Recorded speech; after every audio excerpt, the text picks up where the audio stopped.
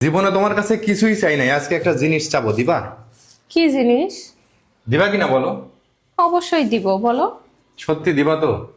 হ্যাঁ, সত্যি দিব, দেওয়ার মতো হইলে কেন দিব না? আমার খুব জরুরি জিনিসটা, বুঝছো? এটা না হলে আমার হচ্ছেই না, এটা খুবই প্রয়োজনীয় জিনিস আমার জন্য। কি জিনিস তোমার সেটা কাছে তো আছে, বলবো। কিন্তু তুমি দিবা কিনা আমি বুঝতেছি না। দিবা তো? হ্যাঁ, থাকলে দিব না কেন, বলো। তোমার একটা কিডনি লাগবে আমার। কেন? আমার একটা দরকার, তোমার কিডনিটা দরকার। এইটা দেখছো? সত্যি ইয়ার কি এটা তুমি করতে আসছো? দিতে চাইছিলা, কিন্তু আমার একটা জিনিস পছন্দ হয়েছে, এটা আমি কিনবো, কিন্তু আমার কাছে টাকা নাই। তো তোমার কিডনি আছে না, তোমার কিডনি বিক্রি করে কেন?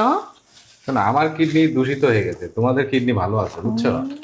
এই জন্য ভাবতেছি তোমার কিডনির দামটা বেশি হবে। তুমি মনে হচ্ছে বিশেষজ্ঞ ডাক্তার হয়েছো, তোমার কিডনি দূষিত হয়ে গেছে, তুমি কিভাবে বুঝলা দূষিত হয়ে আমরা গেছে? বাইরে বেশি যাই না, আমাদের মনে করো যে শ্বাস প্রশ্বাসের মধ্যে দিয়ে ধুলাবালি যায়, কিডনিটা বেশি ড্যামেজ হয়ে যাচ্ছে।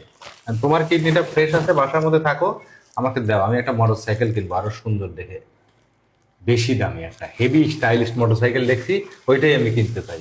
দিবা না আমাকে? তা আমার কিডনি বেচে? তুমি কিন্তু বলছিলা যে তুমি দিবা।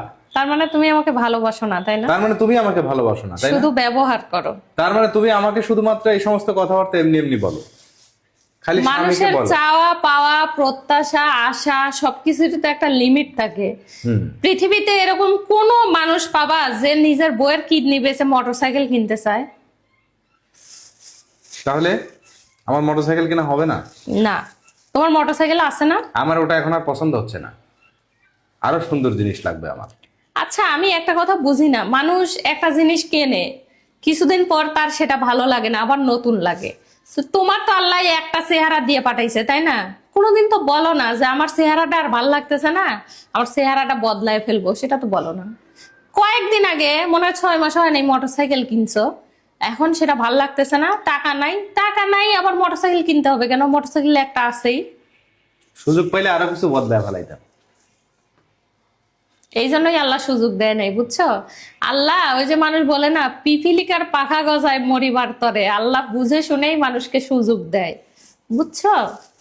এই জন্য তুমি খুব খুশি না যে আমাকে সুযোগ দেয় নাই? অবশ্যই খুশি, সবকিছুতে দুঃখ পেতে নাই। স্বামীর দুঃখে তো খুশি হবাই, তাই না? তোমার কিসের দুঃখ?